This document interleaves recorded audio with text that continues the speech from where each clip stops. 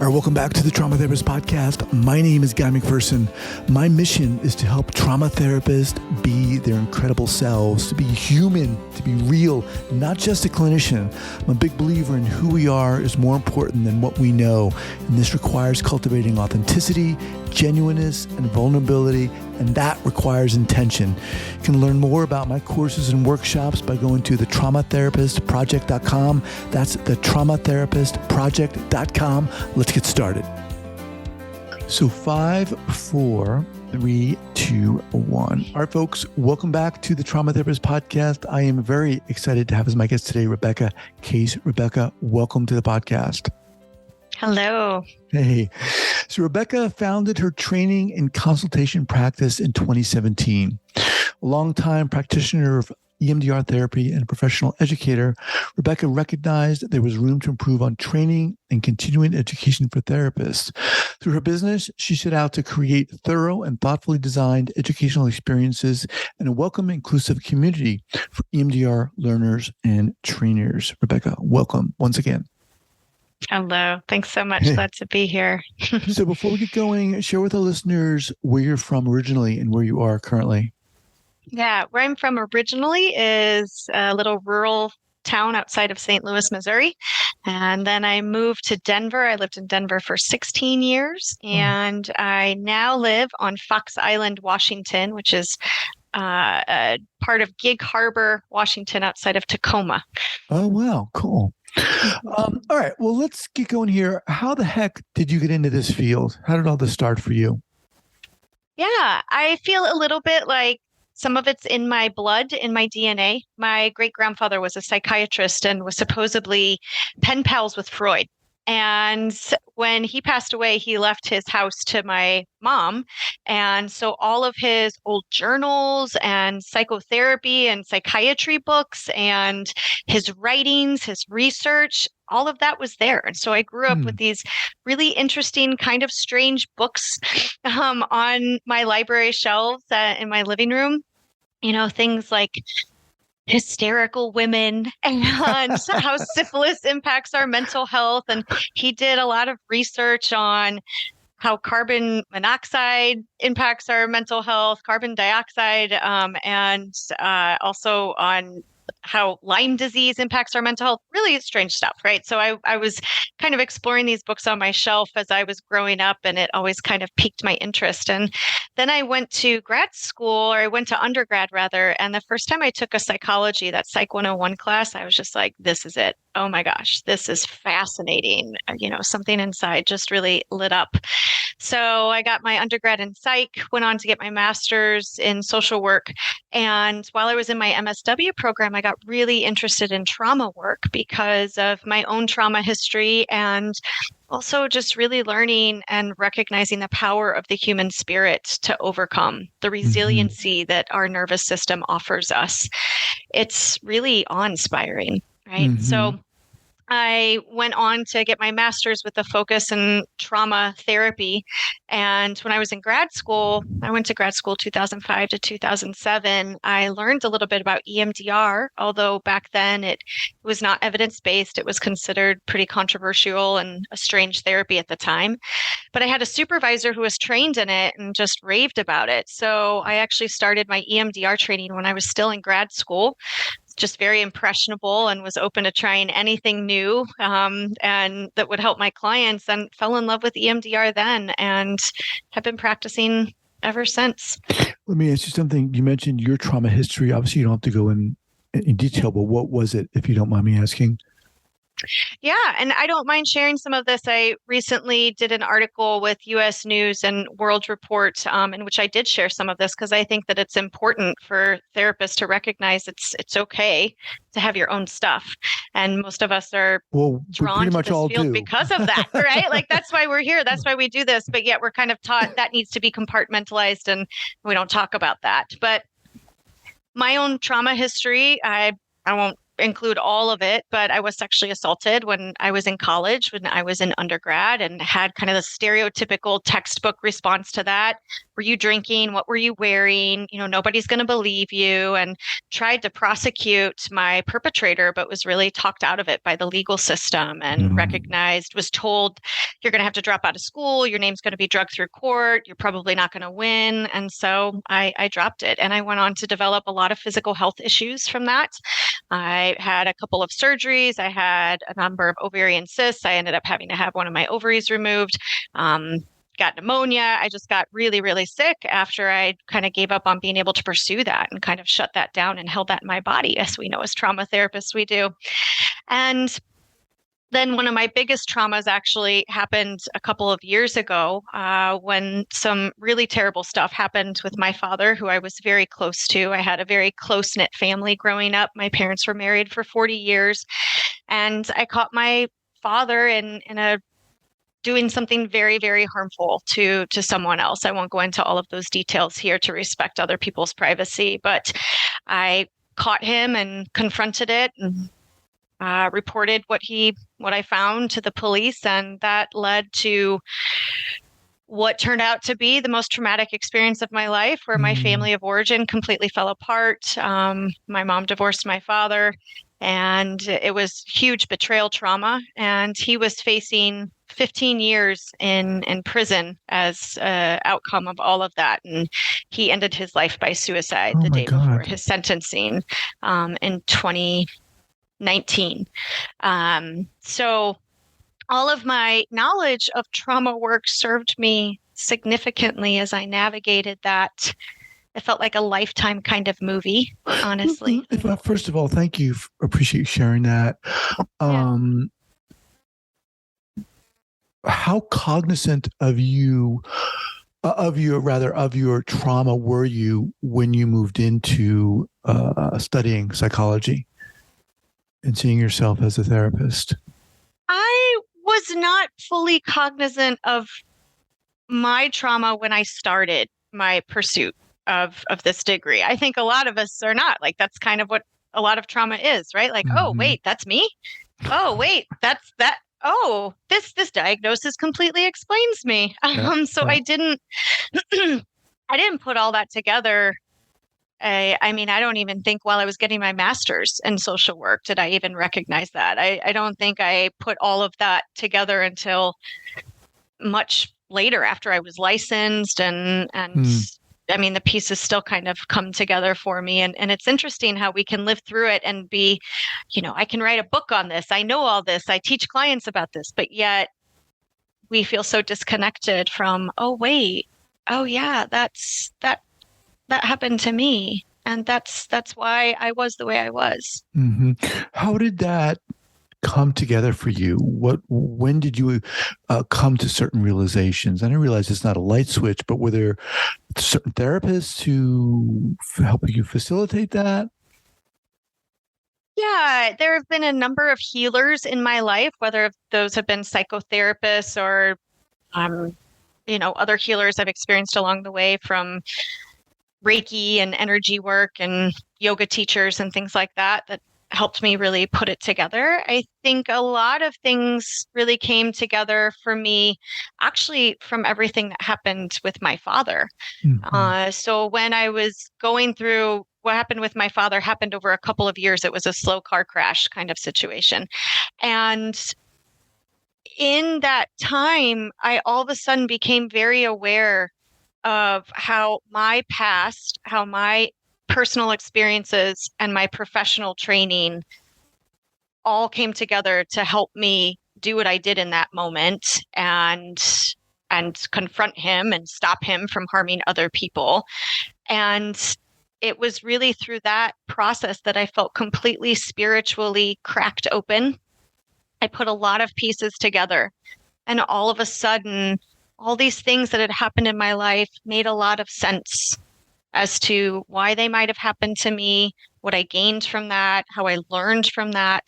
Mary Oliver has this poem. It's called Box of Darkness.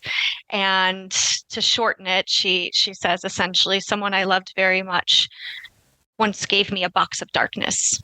And it took me years until I realized that that too was a gift. And that's very much part of my process when I came to recognize, oh, these things are considered traumatic. They were highly stressful for my nervous system and they significantly impacted me. But I did my work and I learned a lot from them. And I see now that in some way they have been gifts because of how they challenged me to grow. Mm-hmm. How did things evolve and unfold such that you started creating your own programs, your own training programs? Yeah. So I run a EMDR training and consulting business, and I started my own business in 2017. I'm also a trained yoga instructor, so you probably hear some of that spirituality and how I speak and how I make sense of things. And the way that my training business started felt very, very serendipitous, very much like the universe said, this is the next step for you. One of my colleagues in the Denver area who was an EMDR trainer was retiring, and she sold her training program to me. And it was kind of beyond my wildest dreams. I had never necessarily envisioned myself owning a training business like I do today, but it was very much a situation of the universe saying, go this way now. Mm-hmm. And so I did. And I expected to just be a very small training business, just a one-woman show. And the universe had other plans because we're a very large training group now. But what has always been at the center of my belief system and how I believe in running EMDR trainings and just professional learning spaces for clinicians is, one, I believe we have a mantra in my training business that is create shame-free spaces for learning. Because what we know from polyvagal theory, what we know from our study of neurobiology is that shame is not a helpful emotion. It's not a helpful experience. And it's certainly not helpful when we're trying to learn and grow. And I find so often that the academic world of psychotherapy, of psychology, is really disembodied from what we know to be true about how people best learn, about the importance of safety, about the importance of connection. And I have had too many experiences myself professionally in which I felt too vulnerable or shamed or ridiculed or just unsafe in a professional training space to ask questions or to make mistakes. And I think that most of us have experiences in our professional training career where we can think of a time we've been shamed by a supervisor or a colleague or somebody with power and control over us, and it probably didn't really aid us or help us in our growth and learning. So I really believe in creating shame-free spaces for clinicians to learn the tools to aid in healing the nervous system, because in EMDR training, you actually have to practice EMDR with each other. There's so much vulnerability. I'm learning this new thing and I'm practicing with people I don't know, and people are watching me that I don't know. Mm-hmm. So scary. So that's been such a cornerstone for me. And one of the other pieces that I believe is creating engaging environments. So often academic trainings are just dull and boring and stale and not very interesting or funny, or right. Like, we're talking about heavy stuff when we go to trauma trainings. We're talking about trauma. It's heavy enough. Right. And I think all trauma therapists understand the value of dark humor, finding laughter, finding play in our work. Play is healing. It's a way to connect to that ventral circuit, the window of tolerance. And so I also very much believed in creating engaging environments where people can play and laugh and have fun with some really heavy material. I believe that that is how we best learn.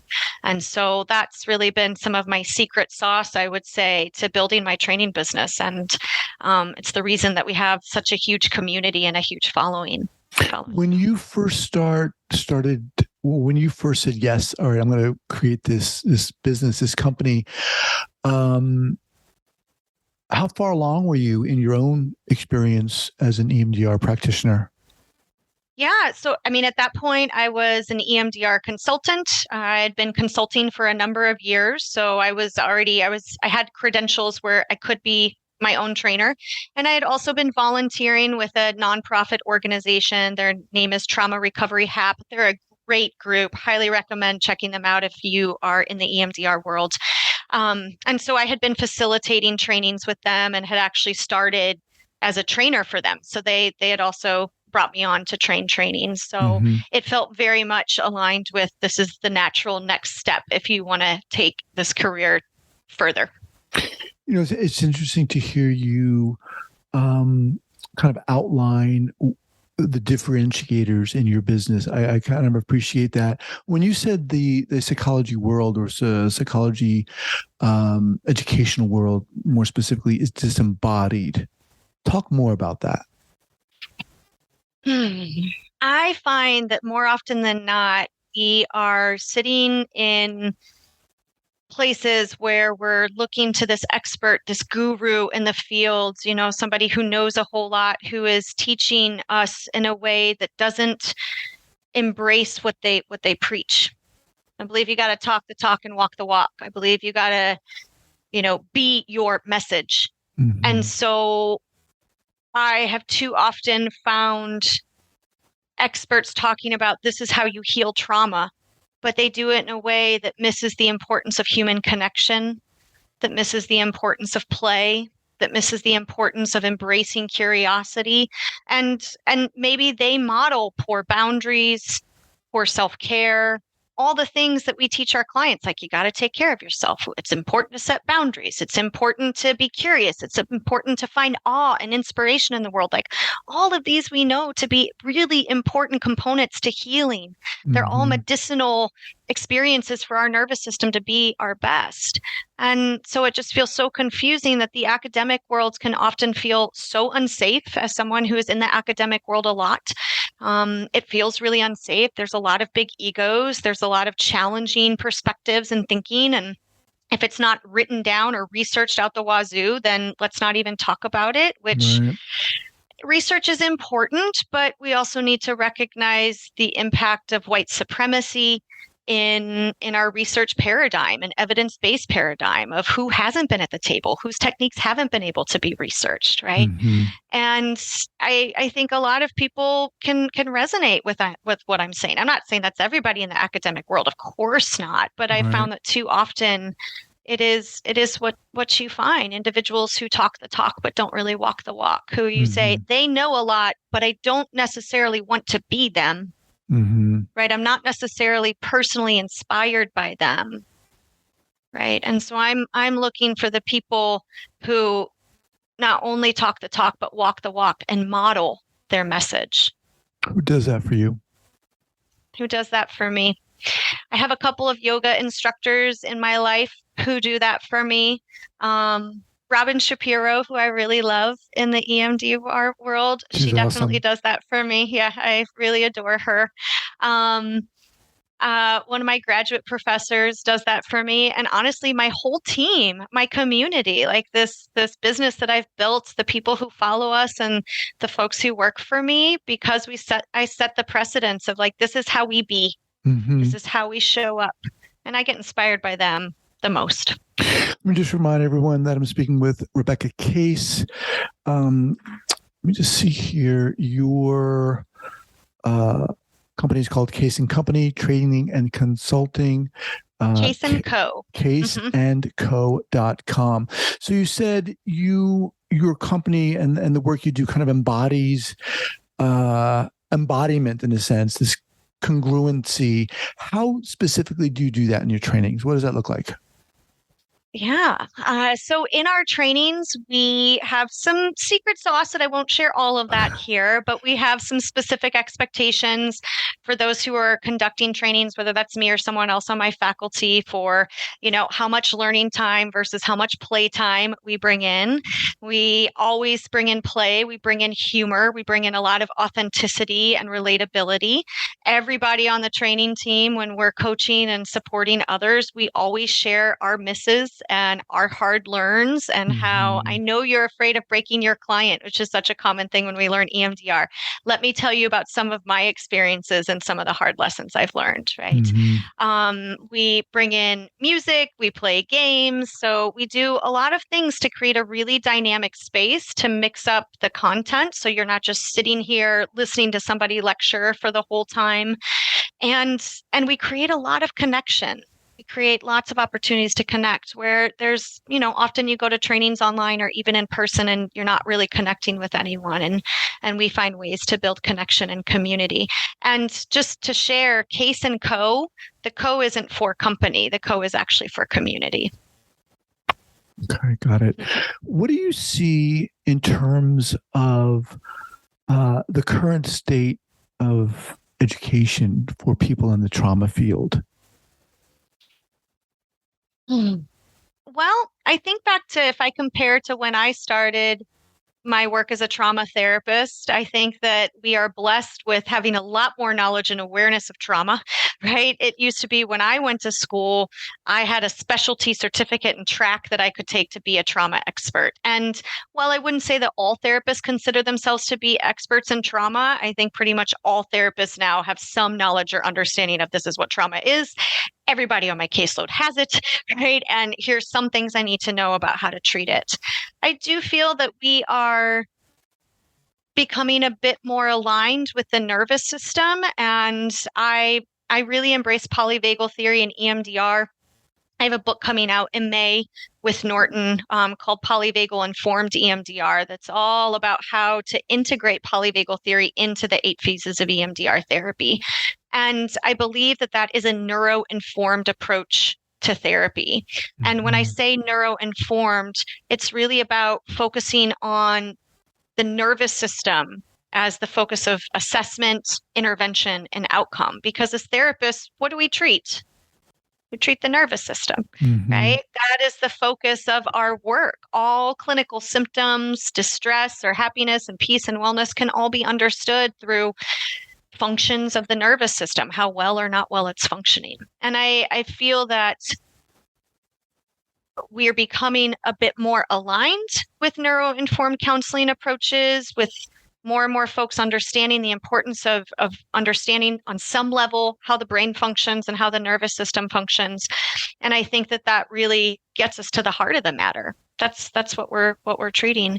But I still think that we have a long way to go in the academic field in regards to, I think training content is wonderful a lot of times. A lot of people put on amazing trainings with wonderful content, but I think it's important that we also focus on the delivery of it and how you focus on the interpersonal process and training. As we know as therapists, the number one most important variable for good therapeutic outcomes, the relationship. So I believe that should be a parallel process in some way, shape, and form in trainings.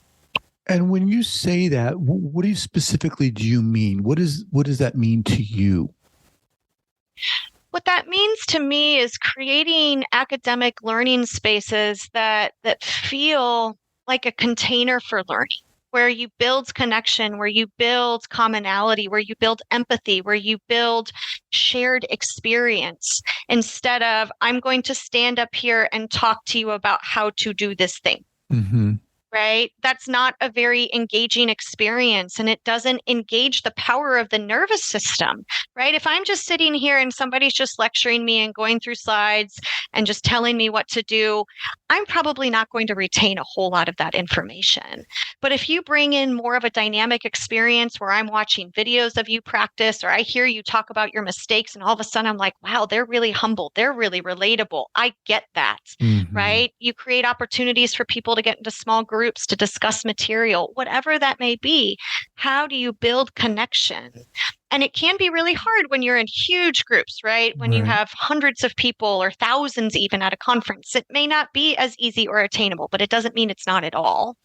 Or if you have smaller groups, it can be easier to do that. But I think that when we fail to do that, we kind of miss what we know to be so true in the counseling process. And while training is not counseling, we're still relying on similar mechanisms of the nervous system to engage and support our learning so we can go out there and actually support our clients in the counseling space.